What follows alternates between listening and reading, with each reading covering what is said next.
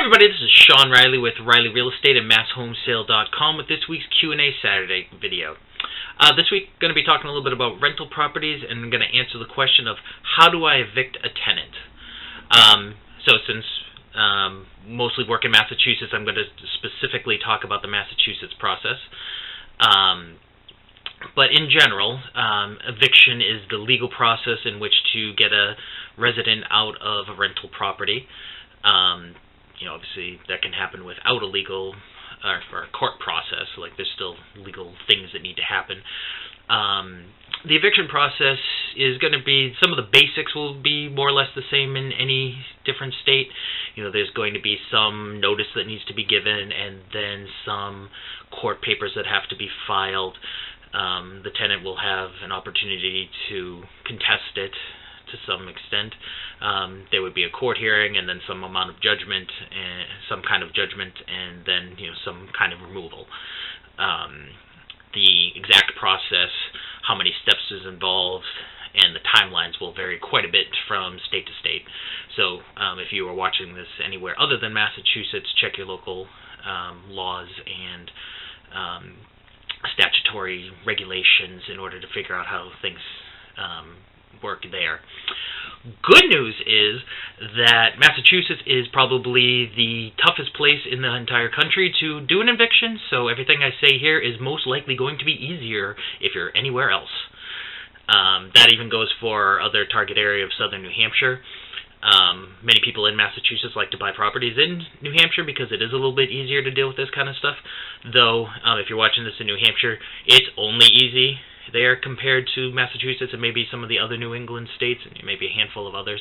Overall, it's still a lot tougher there than in the majority of the country. But anyway, so going to Massachusetts.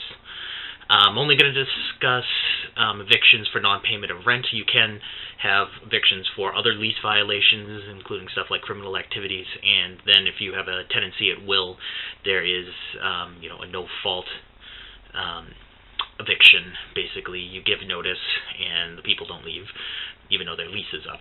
So, they might still be paying, but you can still evict for that. But so we're specifically going to talk for non-payment of rent. In Massachusetts, the first thing is you have to file a 14-day notice to quit. Notice to quit basically is saying, hey, you have 14 days to pay, or I'm going to bring this to the courts.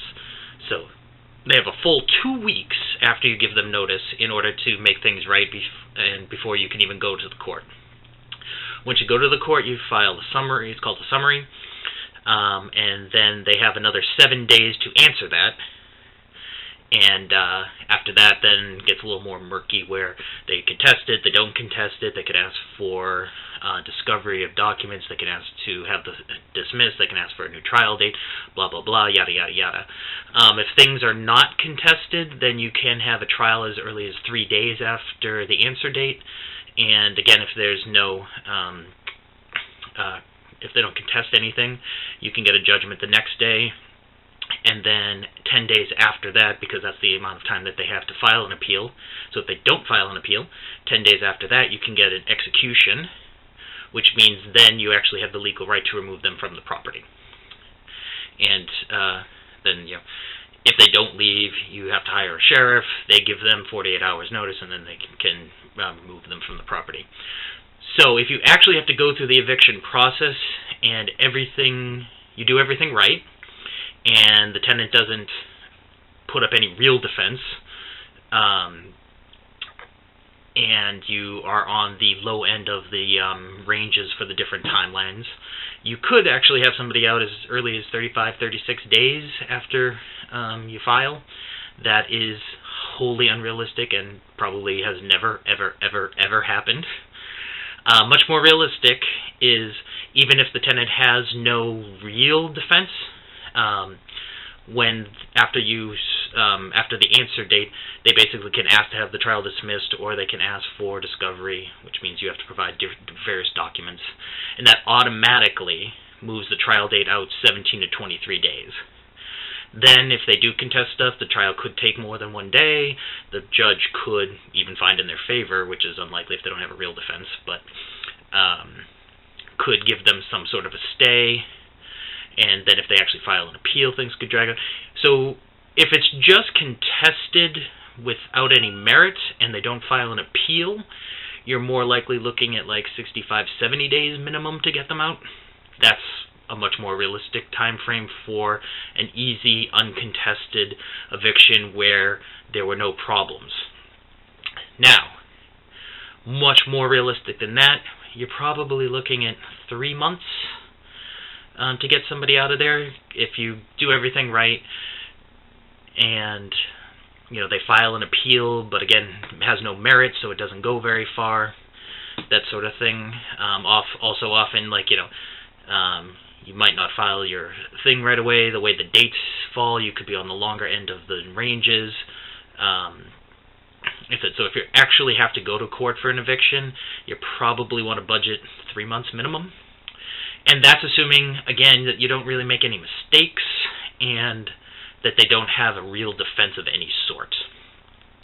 Now, if you make some mistakes along the way, the clock will often reset, maybe all the way back to the beginning, or at least from the step that you made the mistake in.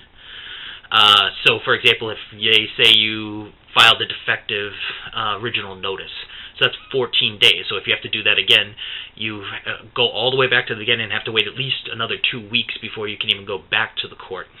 There's different ways to deliver notice. The best way is to hire a sheriff or constable to do it. Usually it'll cost you like $40, $50 to have them delivered, but the tenant cannot claim that the notice was defective in any way if they do this.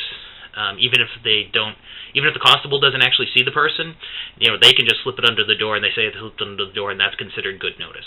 If you mail it to them, or even send certified mail if the tenant doesn't actually sign for it, that's not good notice. You can give it to them, but if they don't sign that you gave it to them, or if you have a witness that says that you delivered it to them, it's not good notice. Even if you have a witness, the judge can decide that they don't believe the person. So there's a whole bunch of ways that it can be defective. It's worth paying. It's the cheapest thing you're going to do the entire process. So pay the $40 or $50 to have it served correctly. And then after that, so a little bit, I guess, get a little bit into the cost. So if you have notice sent, that'll probably be $40 or $50.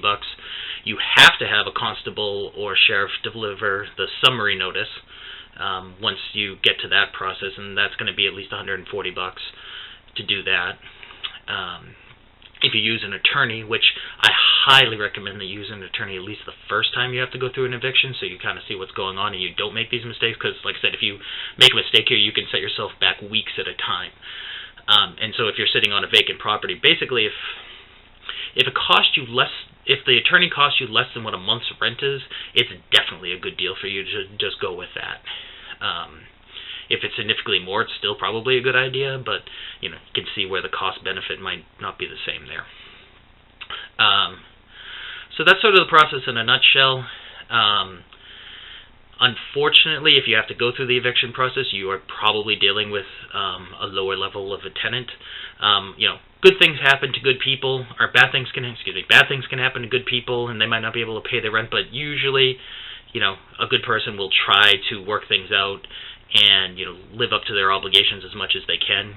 Maybe they can't pay the rent, but they will try to. They're not going to just try to squat for as long as possible. So if you actually have to go through the eviction process, like I said, you're never going to have that 35, 40 day kind of thing that I first said. You're much more likely to minimum have the 2 to 3 month thing where it goes pretty well, much in your favor, without the tenant trying to muster up any real attempt at a defense. If you have more of a professional tenant, they could be there for 5, 6, 7, 8 months just by knowing how to work the system and basically getting all the stuff pushed out, and then filing, arbitrary appeals that don't have any merit and stuff like that. So it can be a tough thing. Now, there's a lot of bad landlords. No, I'm sorry. There's not a lot of bad landlords. There are some bad landlords out there. Same way there's some bad tenants. Overall, most people are good people, and you're not going to have a lot of these problems. But when you run into them, they are bad. If you are a burnt-out or accidental landlord that has to go through an eviction and you're looking to get rid of your rental properties, certainly get in touch with us. We are landlords in Massachusetts and other places, not in Hampshire yet, but in other places as well. And actually, you can just to make it out, so I'm not making it out that everything's better in other places, you can check out a video I did a while ago talking about some of my out-of-state rentals and some of the problems that I had there. Check out some pictures of the place that got trashed. So it's not always better to go other places either. But I was saying, if you have a rental property you're looking to move, get in touch with us. We can, even if there's still a tenant in there, we can help you deal with it, or just take over the problem. If you evicted somebody and just don't want to deal with it again, we can help as well. Like I said, so there's some links below to help you with that. And otherwise, if you have any other questions about this or anything else, you can put comments down there below. I'll try to answer your questions. And as always, if you have a topic that you'd like to see in one of these videos, you can post it on our Facebook page or Twitter account, or send an email to info@masshomesale.com. And until next time, have a great week, everybody. All right, bye.